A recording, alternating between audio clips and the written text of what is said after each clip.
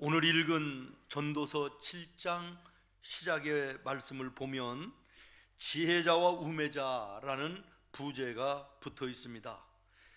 지혜의 핵심은 분별입니다. 그리고 성경적인 지혜는 영적인 분별력을 말하는 것입니다. 오늘 말씀으로 서로 나누면서 은혜 받기 원하는 것은 지난 한 해 우리가 이 영적인 분별력을 가지고 제대로 살아왔는가라고 하는 것입니다. 우리가 세상을 살다가 참 안타까운 일들이 있는데 뭐냐 하면 대체로 그렇습니다. 소중한 것들을 잃고 나서야 그것이 정말 내게 소중한 것이었구나를 깨닫는 것이죠. 참 안타까운 일입니다. 이를테면 건강이 내게 있을 때는 건강이 얼마나 소중한 것인지를 모르지요. 그러다가 덜컥 병이 들면 정말 건강이라고 하는 것이 그렇게 귀한 것이구나를 깨닫게 되지요. 가정도 마찬가지입니다. 이웃들도 마찬가지입니다. 돈도 마찬가지입니다. 시간도 마찬가지지요. 내게 있을 때는요, 젊음도 그래요. 귀한 것으로 여겨지지를 않지만 그러나 그것을 잃어버리고 나서야 소중했구나, 참 귀한 것이었구나, 이걸 깨닫는 것이죠. 사랑하는 여러분, 남이 나를 알아주고 인정해주고 박수를 쳐주는 것이 나의 전부가 아닐 수 있습니다.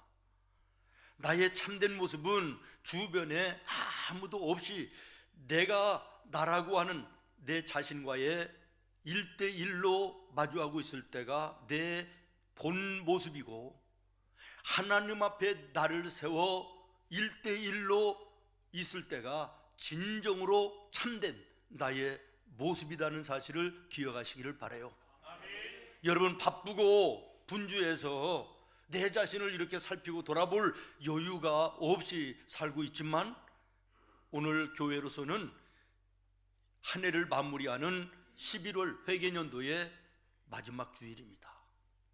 저는 지난 한 주간 우리 성도님들의 기도 가운데 성산에 올라가서 내 자신 앞에 1대1로 대면하며 내 자신을 바라보는 시간을 갖고, 또 하나님 앞에 내 자신을 내어놓고 하나님과 나 사이의 1대1의 관계로 내 자신의 모습을 돌아보고, 그리고 정리하고, 그리고 새로운 소망 가운데 내려올 수 있었음에 감사합니다.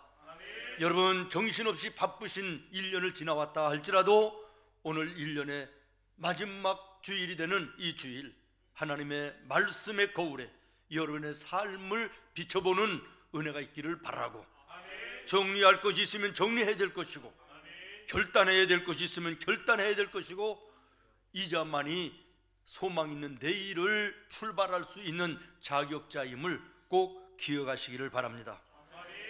어느 책을 읽다가 보니까요, 지혜로운 사람은 나에게 무슨 일이 일어났는가를 살피지 않고 나 때문에 내가 있는 주변에 어떤 일들이 일어났는가를 살필 줄 아는 자다, 이런 이야기가 있었습니다. 참 의미 있는 이야기지요.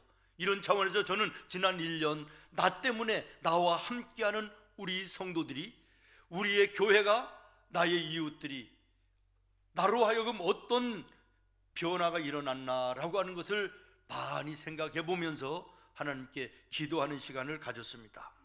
사랑하는 여러분, 여러분 때문에 여러분의 가정이 지난 한 해 어떻게 바뀌어졌습니까?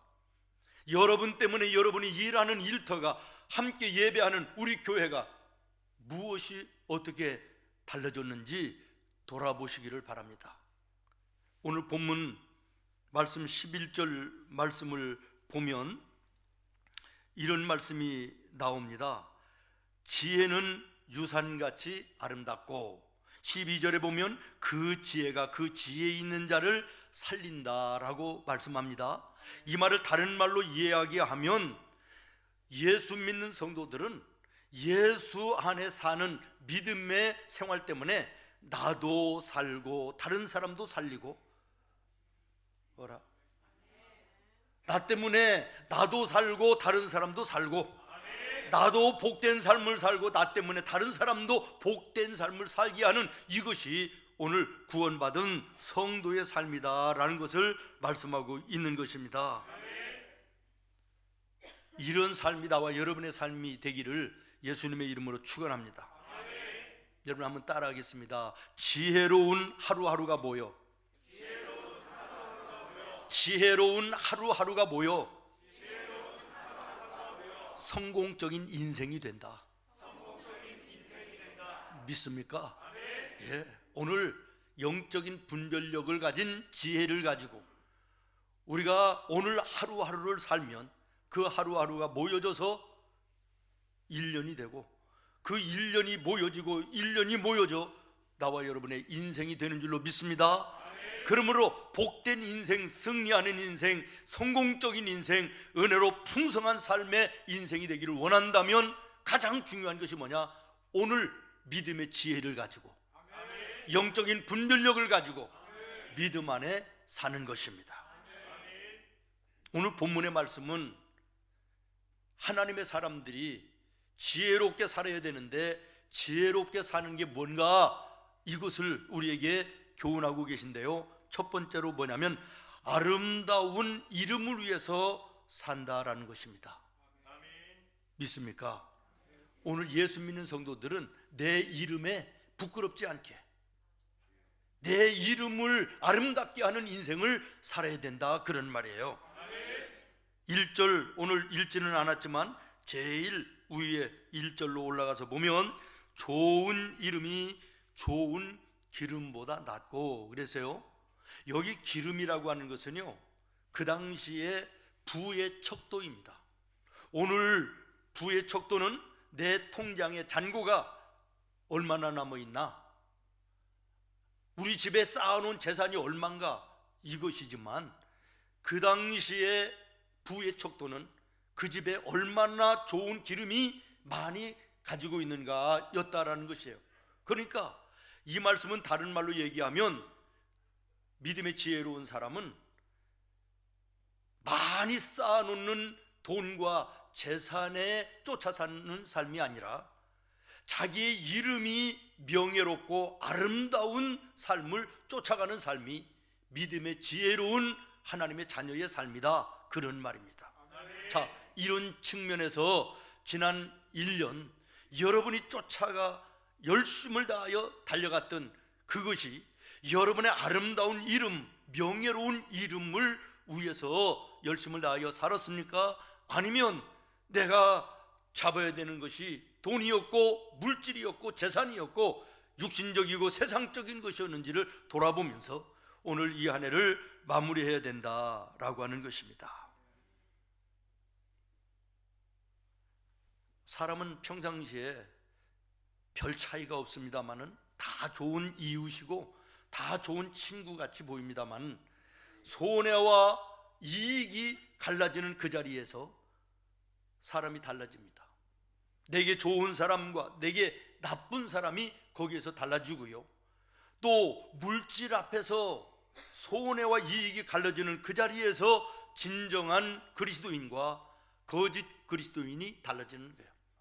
정말 영적인 분별력을 가진 지혜로운 성도는 아무리 많은 돈이 내게 주어지고 물질이 내게 온다 할지라도 내 이름에 부끄러운 것이라면 예수님의 이름으로 포기하고 예수의 이름의 아름다움으로 나아가는 것입니다.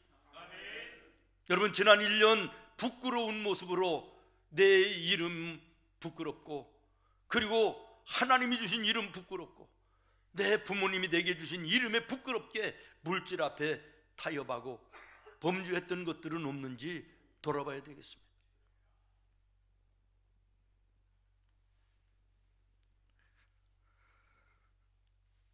셰익스피어가 쓴 그 4대 비극 중에 오델로에 보면 유명한 이야기가 나옵니다. 내 지갑을 훔친 것은 내 쓰레기를 훔친 것이고, 그러나 내 이름을 훔치는 것은 내 목숨을 훔치는 것이다. 굉장히 좋은 말 아닙니까? 왜 그렇습니까? 나에게 주어진 이름은 내 인격이고 내 삶의 가치이고 내 삶의 모든 것이 되기 때문에 그렇습니다. 여러분의 부모님이 여러분을 이 땅에 놓으시고 앞으로 내 아들은 내 딸은 이런 인생을 이 땅 위에 살았으면 좋겠다라고 하는 마음과 소원을 담아 이름을 다 지어주지 않았습니까? 하나님께서 세상 사람들 가운데 나와 여러분을 지명하여 불러 당신의 자녀 삼으시면서 우리에게 너는 성도라, 구별된 백성이라고, 교회를 통하여 너는 목사라고, 너는 장로라고, 권사라고, 집사라고, 성도라고 이름, 거룩한 이름을 주셨지 않습니까?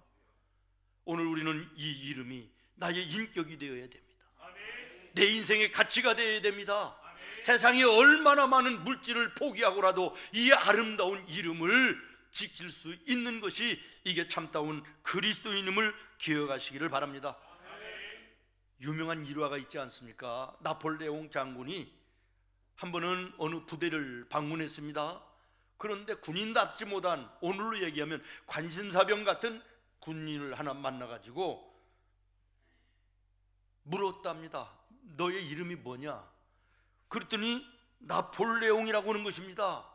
그래서 성질이 나가지고 너의 이름을 바꾸든지 나폴레옹처럼 살든지 둘 중에 하나를 해라 이러고 꾸짖었다, 이런 이야기 있습니다. 또 어떤 책을 보니까요, 일본의 바이어가 외국 회사와 이제 그 사업의 문제를 놓고 줄다리기를 하다가 마지막 순간에 이게 잘 안 되는 거예요. 침묵이 흐르는 가운데 이 일본 바이어가 그런 얘기를 했대요. 나는 일본 사람입니다, 이렇게 얘기했다는 거예요. 저는 그 이야기를 읽으면서 야, 우리 성도들이 세상에 나가서 살면서 정말 힘들고 어려운 어떤 문제 앞에 사람과 사람이 대면하여 어떤 문제와 어떤 계약이 이루어지는 상황 가운데 나는 예수 믿는 사람입니다, 이렇게 당당하게 얘기할 수 있어야 되지 않겠나, 이런 생각을 합니다. 여러분, 그런 삶을 사십니까? 저는 늘 강단에 여러분을 위하여 기도할 때 하나님, 우리 생문의 성도들이 세상에 나가서 살 때 예수 믿는 것이 경쟁력이 되게 하시고 생문교회를 섬기는 것이 브랜드가 되게 하여 주시옵소서. 늘 기도하는데요. 나는 예수 믿는 사람입니다. 얼마나 당당합니까? 그 모습을 보고 아, 이 사람은 믿을만하구나, 그리고 계약이 체결되는 이런 모습들이 여러분의 삶의 연장에서 나타났으면 좋겠습니다. 요한복음 1장 12절에 예수님을 영접하면 하나님의 자녀가 되는 권세를 주셨다. 하나님의 자녀의 이름값을 여러분 삶 속에 제대로 하며 살았는지 지난 1년 점검하시기를 바라요. 이름답게 살았으면 승리하고 성공한 한 해고, 이름에 부끄럽게 살았다면 실패한 것입니다. 지금이라도 회개하고 하나님 앞에 나를 바로 세우는 이 모습이 있어야 될 줄로 믿습니다. 그 다음에 두 번째는, 믿음의 지혜로운 사람은 죽음이 있다는 것을 생각하며 살아야 된다는 거예요.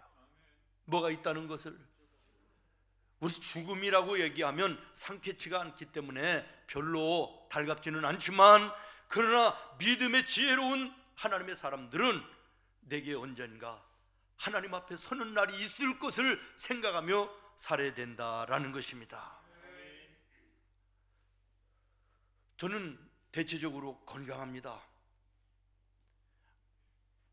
어느 날인가 전혀 몸에 이상도 없었고 잠자리에 들었다가 중간에 소스라치게 놀라서 잠을 깼는데 온 몸이 쥐가 나서 틀어지고 그리고 일어날 수가 없습니다.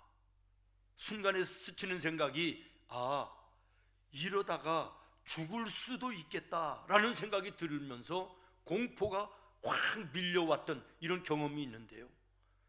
여러분, 오늘 우리의 삶 속에 오늘 건강하다고, 내가 오늘 젊다고, 내가 어리다고, 나에게는 아무런 문제가 없다고, 아닙니다. 어느 날 갑자기 내게 정말 죽음이라고 하는 것이 찾아올 수도 있다는 사실을 우리는 알아야 되는 것입니다.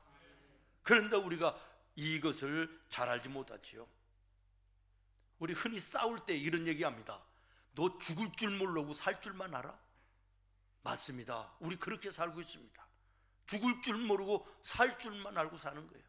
건강하니까, 젊으니까, 아무런 병이 없으니까 나 100세 시대인데 앞으로 50년, 60년은 남았어, 20년, 30년 남았어. 이게 우리 마음속으로 가지고 있는 생각 아닙니까? 그러나 오늘 밤이라도 내가 하나님 앞에 갈 수 있다는 사실, 내게 죽음이라는 것이 찾아올 수 있다는 사실 너무나도 잘 알고 있으면서도 전혀 생각지 않고 사는 것이 오늘 우리의 모습인데, 하나님은 성경에 우리에게 뭐라고 말씀하십니까? 죽음이 있음을 생각하며 살아라. 이것이 영적인 분별력을 가진 지혜로운 성도의 삶이라고 말씀하고 있는 것입니다. 2절 말씀을 같이 한번 보겠습니다. 2절 시작. 초상집에 가는 것이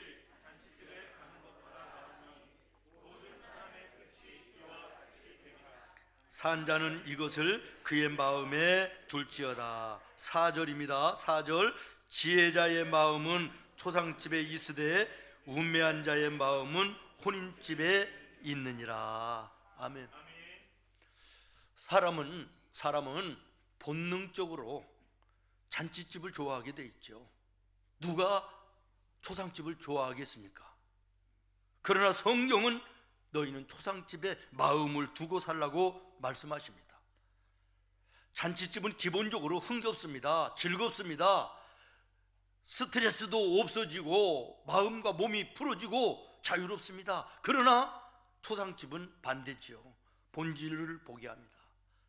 내 인생의 의미를, 내가 오늘 제대로 살고 있나? 내가 지금 어디로 가고 있나? 나도 이분처럼 어느 날인가 저 모습으로 서게 될 텐데 내가 오늘 제대로 가고 있는가? 이런 것들을 생각하는 본질을 보게 하는 것이 초상집입니다. 여러분, 혼인집에 가가지고 즐기고 먹고 마시고 흥겹다가 나는 거기에서 인생을 발견하고 내 인생의 터닝 포인트가 돼서 오늘 내가 이렇게 복된 인생을 삽니다. 이런 사람 보신 적 있습니까?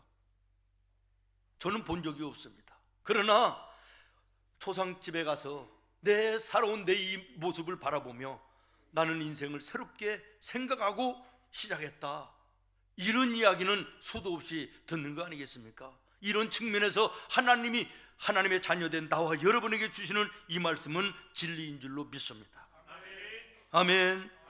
사랑하는 여러분, 오늘 우리가 내가 원하든 원하지 않든 2022년의 마지막 달 마지막 날에 이르는 것처럼 내가 원하든 원하지 않든 내 인생의 죽음이라고 하는 거 언젠가는 내게 다가올 것입니다.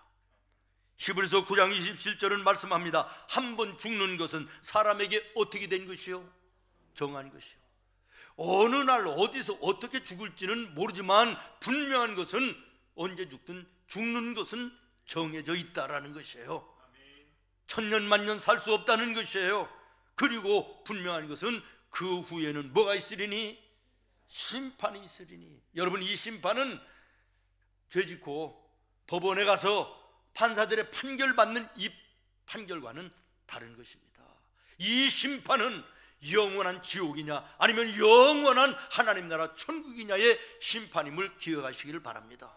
오늘 이 밤 내가 하나님 부르심 앞에 죽음을 맞는다면 나는 영원한 하나님 나라에 영원히 사는 구원의 백성이 될 것이냐, 아니면 부끄러운 모습이 될 것이냐, 아니면 교회는 다녔는데 예수님을 영접하지 않아 영원한 지옥에 들어가는 형벌이 나를 기다리고 있는 것은 아닌가, 심각하게 한번 생각해보는 그런 아침이 되어야 될 것입니다. 5절로 6절의 말씀을 한번 위에 올라가서 한번 같이 다시 읽습니다. 시작. 지혜로운 사람의 책망을 듣는 것이 우매한 자들의 노래를 듣는 것보다 나으니라. 솔밑에서 이것도 헛되니라. 아멘. 지혜로운 사람은, 따라하겠습니다, 책망을 들을 줄 알아야 한다. 뭘 들을 줄 알아야 된다고요? 다른 사람이 나에게 잘못을 지적하고 충고하는 책망, 이것을 들을 줄 아는 사람이 되어야 된다. 여러분, 이거 쉽지 않습니다. 보통 성숙한 사람이 아니면, 믿음으로도 성숙한 사람이 아니면 이거 말처럼 쉽지 않은 것입니다. 그러나 책망을 들을 줄 아는 사람은 믿음 있는 사람이고 지혜로운 사람이고 믿음의 큰 사람이 될 수 있음을 기억하시기를 바라요. 나이 40이 넘어서 잔소리를 해주는 어머니가 계시든 아내가 있든 이것을 축복으로 아르고 생명의 은인으로 아르라고 하는 이런 말이 있더라고요. 감사하지 않습니까? 누가 나를 책망할 사람이 어디 있습니까? 누가 나를 책망한다라고 하는 것은 나를 사랑하기 때문에 책망하는 경우가 많이 있습니다. 이것을 받을 줄 아는 자가 믿음 있는 사람이고 이것을 받을 줄 아는 사람가 큰 사람이 될 수 있음을 기억하시기를 바라요. 또 성경을 보니까 성도의 교제가 어디까지 가야 되느냐 그러면요, 책망하는 자리에까지 가야 된다는 거예요. 책망하는 자리까지. 믿음 안에 산다 그러면서도 말하는 것이 형편이 없어요. 그러면 집사님, 그건 집사님으로서 그런 말을 해서는 안 되지 않아요? 그건 잘못된 것 아니에요? 책망할 수 있는 교제까지 가야 진정한 교제라는 거예요. 권사님, 행동이 그게 무엇입니까? 권사님답지 않아요. 장로님답지 않아요. 책망하는 데까지 가야 성도의 진정한 교제라는 거예요. 집사님, 권사님, 목사님, 장로님 정말 괜찮습니다. 박수 쳐주고 좋은 얘기만 해주는 거 진정한 친구, 진정한 교제 아니라는 거예요. 저는 목회를 하면서 가끔 실수를 할 때가 있는데요, 그게 뭐냐면 유치원 정도밖에 안 되는 성도를 대학생 정도의 성도로 보고 책망을 했다가 시험 들고 튕겨쳐 나가는 이런 경우들을 종종 봅니다. 그러나 어떤 분은 정말 사랑의 마음으로 충고를 하고 책망을 했을 때 힘들어하지만은 잠깐 동안은, 그러나 그것을 잘 이겨내고 믿음의 큰 일꾼이 되는 것을 또한 봅니다. 여러분, 좋은 친구는 여러분의 잘못을 지적할 줄 아는 자가 좋은 친구입니다. 그리고 그것을 받아들일 줄 아는 사람이 믿음의 지혜로운 사람입니다. 교회가 오면 예수로 축복받으라, 세상 코로나로 힘들고 사업도 어렵고 경제가 어려운데 위로와 그 축복만 얘기하는 목사가 진정한 목사입니까? 그럼에도 불구하고 말씀으로 책망하고 잘못된 길을 끄집어내 책망하고 바로 잡아주는 목사가 저는 제대로 된 목사라고 생각합니다. 다시 말씀드립니다. 하나님의 말씀 증거하는 목사는 여러분들이 듣고 싶어하는 말을 들려주는 자가 아니라 여러분들이 들어야 될 말을 전파하고 선포하는 것이 목사인 것이에요. 사랑하는 마음으로 여러분의 신앙의 잘못됨을 지적하여 책망할 줄 아는 목사가 되기를 원하며, 그 책망을 하나님의 말씀으로 받아 마음으로 받아 순종하는 축복의 큰 믿음의 자격들이 되는 우리 성도들이 될 수 있기를 예수님의 이름으로 축원합니다. 6절 말씀 다시 한번 볼까요? 6절 시작. 우매한 자들의 웃음소리는 솥 밑에서 가시나무가 타는 소리 같으니 이것도 헛되니라. 아멘. 솥 밑에 가시나무 타는 소리 들어봤습니까? 장작 타는 소리와 가시나무 타는 소리는 다릅니다. 요란스럽습니다. 따다닥 따다닥. 그리고 그러는데 화력도 없고요, 순간에 사그러져 버리고요, 별 의미, 영양 가치가 없어요. 소리만 요란한 거예요. 다시 말하면 나를 향하여 잘한다 잘한다, 좋다 좋다, 최고다 최고다 이렇게 얘기해 주는 이것이 뭐냐, 마치 손 밑에 가시나무가 타는 소리 같다는 거예요. 이거 별로 의미 없다는 것이에요.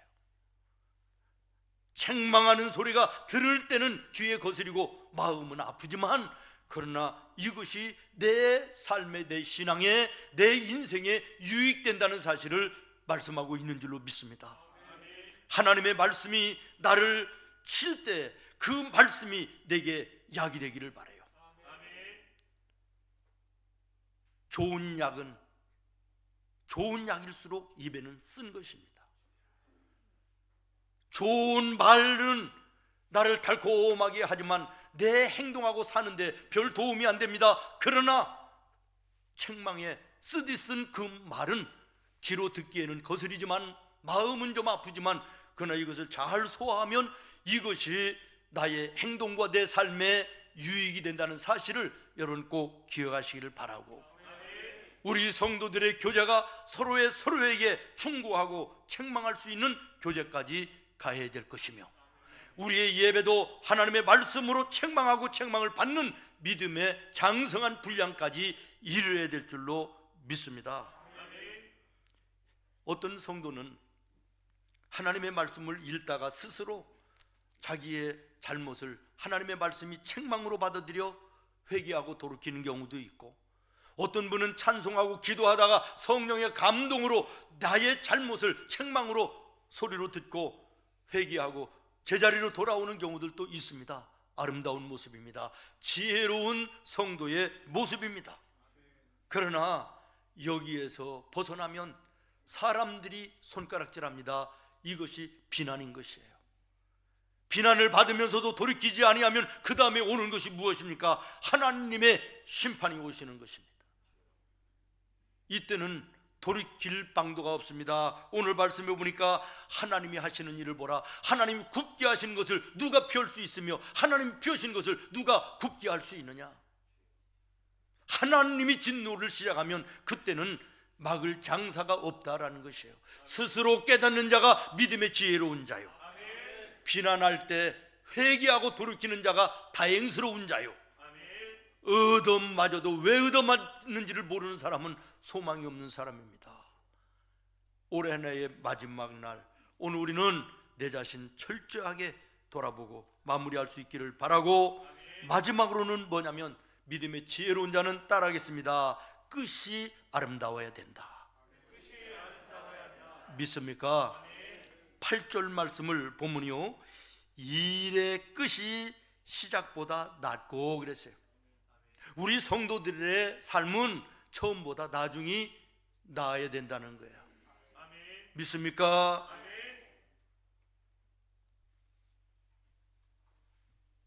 우리가 잘 아는 탕자가 있습니다.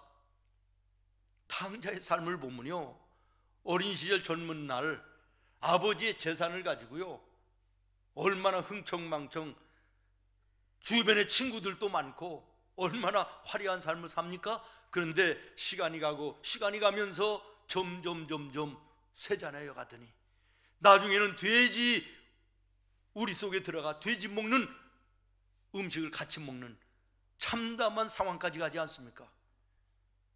그러나 요셉을 보십시오. 어린 나이에 팔려갑니다. 종이 됩니다. 노예가 됩니다. 억울한 누명을 쓰고 감옥에도 갑니다. 그러나 시간이 가고 세월이 가면서 점점 나아지더니 나중에는 이방나라 그 거대한 애굽 땅의 왕 다음 가는 권세자 국무총리가 되지 않습니까? 처음의 시작은 미약하였으나 나중은 심히 창대하였더라. 이 하나님이 원하시는 지혜로운 자의 삶이 바로 요셉의 삶이었습니다. 모쪼록 나와 여러분의 삶이 탕자 같은 삶이 아니라 점점 나아 창대하게 되는 요셉의 삶이 되기를 바랍니다. 사랑하는 성도 여러분, 처음에는 아름답다가 시간이 흘러가면서 시들어가는 이 꽃처럼 이런 인생이 되지 말고 점점 나아져 하나님 앞에 설 때 기쁨으로 주님 앞에 설 수 있는 믿음의 당당한 우리 성도들이 되어지기를 예수님의 이름으로 축원합니다. 겨자나무 보십시오. 겨자씨는 작은 것이지만 그러나 이것이 점점 커져 나중에는 큰 나무가 되어 수많은 새들이 날려들어와 둥지를 들고 새 생명을 얻는 이런 나무가 되는 것을 예수님이 비유로 우리에게 말씀하시지 않습니까? 오늘 여러분의 삶이 힘들고 어렵습니까? 믿음 안에 바로 서기만 하면 시간이 가면 갈수록 나와 여러분의 삶은 창대하게 될 것입니다. 우리가 길을 걸어가다 보면 이야, 어마어마한 빌딩이 있습니다. 우리 눈에 보일 때는 그 어마어마한 빌딩이 보이지만 그 어마어마한 빌딩이 되기까지는 밑으로 지하실이 그만큼 비례해서 깊어 파지는 거 아닙니까? 다시 말하면 멋있고 아름다운 건물이 서기 위해서는 보이지 않게 어려운 힘든 시간들, 지하실 같은 그런 시간들이 있었다는 것을 우리가 깨닫는 우리 성도들이 되기를 바라요. 보배로운 보석이요, 길거리에 굴러다니는 돌처럼 그렇지 않습니다. 값비싼 보석일수록 땅속 깊이 있습니다. 파내야 됩니다. 그리고 좋은 보석일수록 갈고 닦고 연마되는 이 세공이 얼마나 힘듭니까? 그러나 그것이 지나면 그야말로 세상 무엇과도 바꿀 수 없는 보석이 되는 것처럼 오늘 나와 여러분의 삶 속에 힘들고 어려운 환난과 아픔과 괴로움의 고통이 있다 할지라도 믿음으로 인내하면, 기도하며 인내하면, 우리 찬양대 찬양한 것처럼 주님의 손잡고 믿음으로 순종하고 나아가면 승리하게 되는 줄로 믿습니다. 나중에 심히 창대케 되는 역사가 나타나는 줄로 믿습니다. 8절 말씀 끝에 보면 참는 자의 마음이 교만한 마음보다 나으니 믿음으로 참는 것입니다. 오늘 여러분의 삶 속에 힘든 일이 있다 할지라도 믿음으로 참고 주님의 손잡고 순종하며 나가면 나중에 심히 창대하게 되는 놀라운 은혜를 여러분들이 경험하게 될 것입니다. 어리석은 인생 되지 않기를 바랍니다. 어리석은 인생은 어떤 모습이냐? 10절 말씀해 보니까요, 어리석은 인생은 아 옛날이요 하는 이런 삶이 어리석은 삶이라고 말합니다. 옛날이 오늘보다 나은 것이 어찌미냐 하지 말라. 이렇게 묻는 것은 지혜가 아니니라. 이게 무슨 얘기입니까? 옛날이 좋았지, 옛날이 좋았지. 우리 집에도 한때는 잘 나갔어. 우리 집에도 금송아지가 있었어. 이런 사람 형편없는 사람입니다. 신앙생활도 늘 말씀드리지만 나도 옛날에는 찬양도도 해봤다니까. 나도 헌금의원, 나도 기도해보고 대표기도도 해봤어.